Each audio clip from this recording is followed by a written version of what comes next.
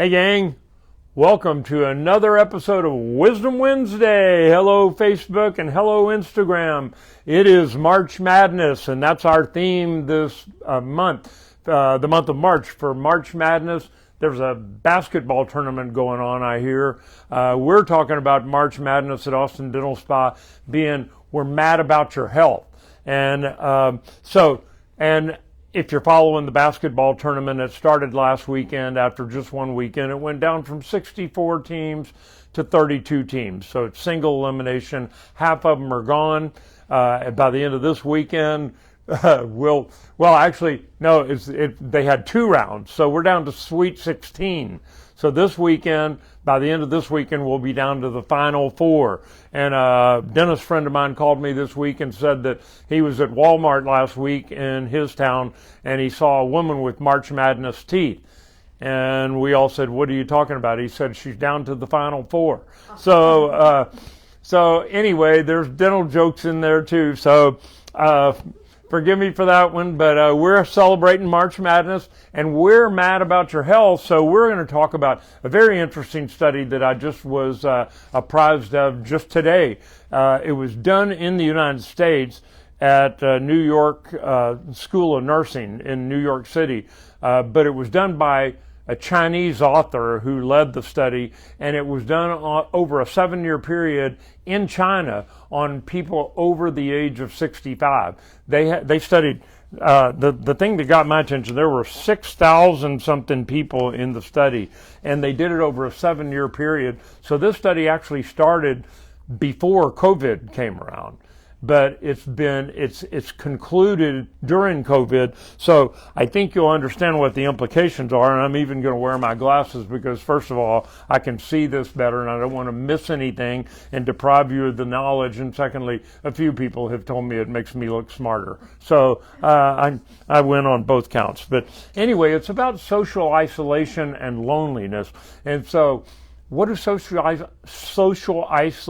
isolation and loneliness have in common? Well, one doesn't necessarily lead to the other, believe it or not. Some people, as you've known during the last 2 years, some people can be socially isolated and be perfectly happy watching Netflix and eating by themselves and ordering all their food online, and they're just fine. They're probably healthier than they were when they had to go out. We generally call those people introverts.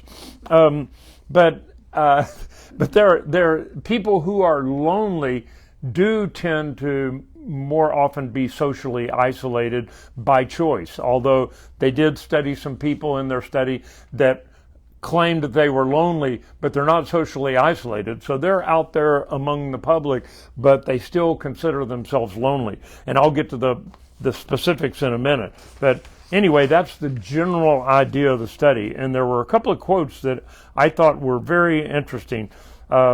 One was from the author. He said, "The findings align with a previous study demonstrating that structural indicators of social disconnection can have powerful effects on indicators of health and well-being."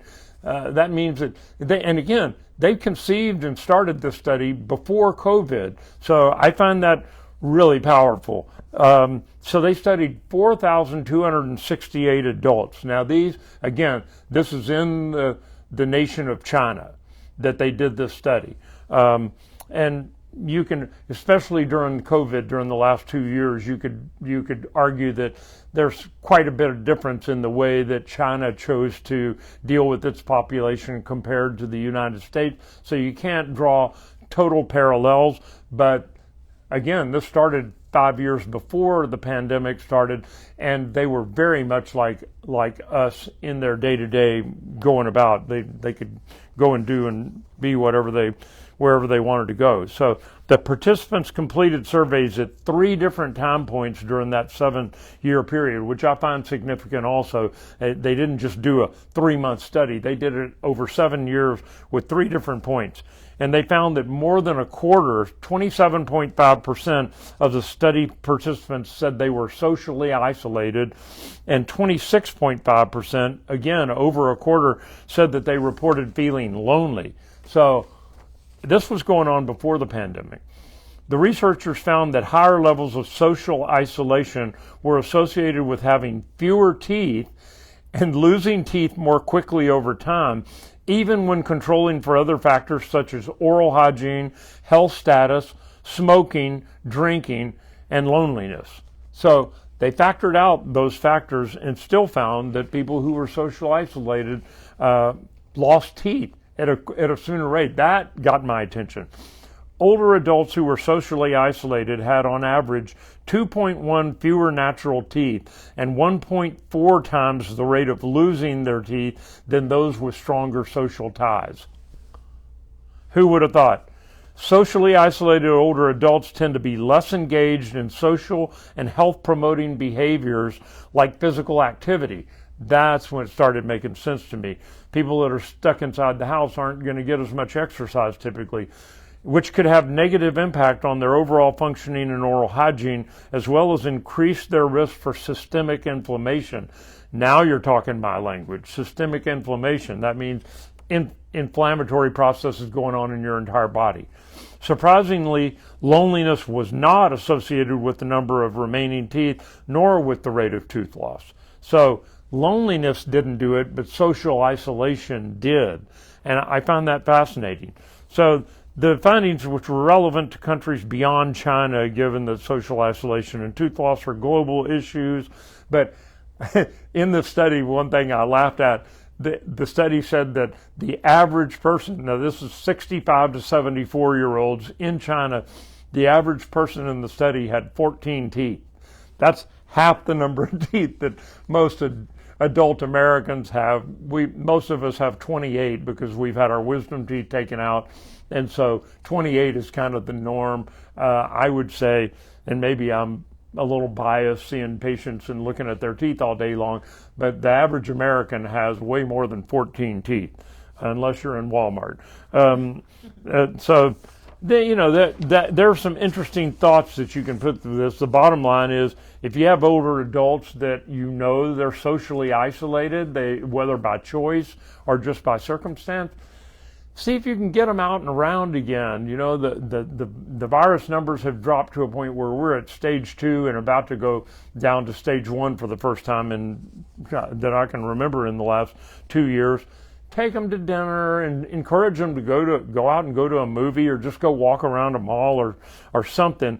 And that segues into my health tip for the week, because I always give a good health tip. The sun's coming out there, so get out there and get some vitamin D. Your body makes vitamin D by sun exposure to the skin. All it takes is about an hour, and you don't have to get sunburned to do that. But that's one of the ways you can produce vitamin D. The other way you can do it is just go to the grocery store and buy vitamin D supplements. They come in 100 international units and 200 IUs. I take 200 IUs because I work with people all day long, but we've known for the past 2 years that vitamin D, vitamin A, and vitamin C are and zinc you throw in there, those are protective against in your immune system against virus and bacterial attacks. So you're boosting your immune system by boosting your vitamin D.